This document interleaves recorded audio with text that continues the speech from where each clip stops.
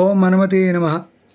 నేటి చైత్రశుద్ధ పౌర్ణమి 23 తేదీ ఏప్రిల్ మాసం 2024 రోజున మంగళవారం కేచిత్ హనుమద్ విజయోత్సవంగా స్వీకరిస్తూ అలనాటి రామాయణంలో ఆ రామచంద్రస్వామి లంకానగరంలో రావణ బ్రహ్మను సంహరింపజేస్తూ లక్ష్మణ సీత వానర హనుమత్ సమేతుడై అయోధ్యానగరం ప్రవేశింపగానే ఇట్టి విజయోత్సవం మూల కారణమైనటువంటి ఆ యొక్క ఆంజనేయ స్వామిని మూల విశేషంగా స్వీకరిస్తూ మరి రామదూత అతులిత ప్రధామ అంజనీపుత్ర మహావీర ఆ ఆంజనేయ స్వామి యొక్క విజయోత్సవంగా అంటే కేచిత్ హనుమద్ విజయోత్సవంగా అంటే ఇట్టి విజయమునకు ప్రధాన కారణమైనటువంటి ఆంజనేయ స్వామిని స్వీకరిస్తూ కేవలం ఆంజనేయ స్వామి యొక్క విజయోత్సవంగా భావిస్తూ ఇట్టి విజయోత్సవంలో అందరూ కూడా ప్రాతకాలం లేచి దేవాలయంలో నామ సంకీర్తన హనుమత్ రామనామ సంకీర్తనలో అనేకమైనటువంటి ఉత్సవములు చేస్తూ స్వామివారి యొక్క కృపకు విశేష పాత్రులు కాగలరు.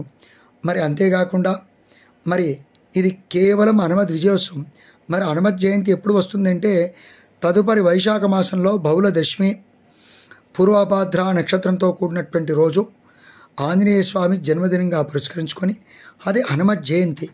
మరి ఈరోజు ఏ విధంగానైతే మనం ప్రాతకాలం లేచి దేవాలయాలు అనేకమైనటువంటి ప్రదక్షిణాలు జపాలు తపాలు సుందరాకాండ పారాయణాలు హనుమత్ చాలీసాలు అనేకమైనటువంటి ఉత్సవ ఊరేగింపులు మరియు సుందరాకాండ పారాయణం జపిస్తూ నామ సంకీర్తనలో విశేషంగా రామాయణ పారాయణాలు ఎవరైతే చేస్తారో వారికి సర్వదా విజయము మరియు శ్రీ సీతారామచంద్ర స్వామి యొక్క అనుగ్రహము శ్రీ వీరాంజనేయ స్వామి అనుగ్రహం లభిస్తుంది. ఇది అందరూ చేయవలసిన అవశ్యమైన విద్యుక్త ధర్మము.